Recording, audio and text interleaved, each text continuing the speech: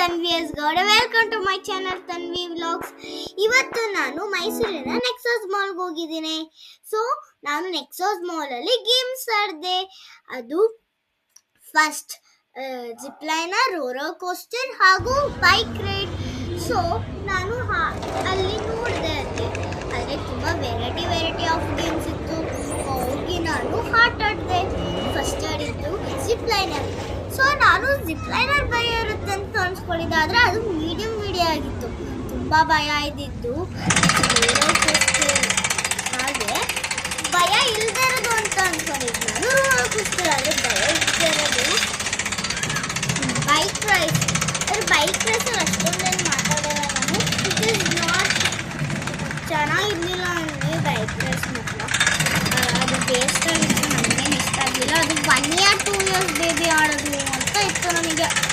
ಆದರೆ ನಾನಲ್ಲಿ ಎಲ್ಲೋ ಫಾಸ್ಟಾಗಿ ಹೋಗುತ್ತೆ, ನೆಕ್ಸ್ಟ್ ಮೀಡಿಯಮಾಗಿ ಹೋಗುತ್ತೆ, ಹಾಗೂ ಫಾಸ್ಟಾಗಿ ಹೋಗುತ್ತೆ ಅಂತ ಅನ್ಸ್ತಿಲ್ಲ.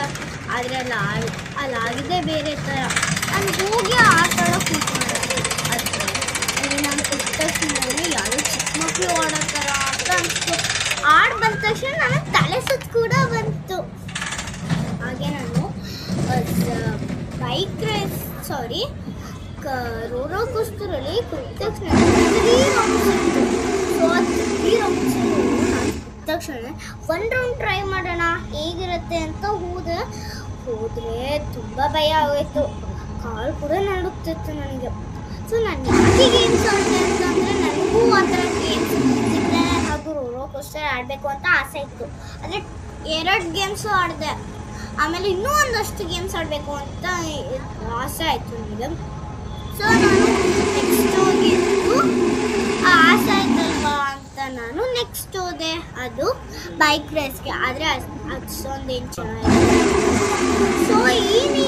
ನೀವು ಈ ಥರ ಗೇಮ್ಸ್ ಆಡಬೇಕು ಅಂತ ಆಸೆ ಇದ್ದರೆ ನೆಕ್ಸಸ್ ಮಾಲ್ಗೆ ಬಂದು ಆಡ್ಬೋದು.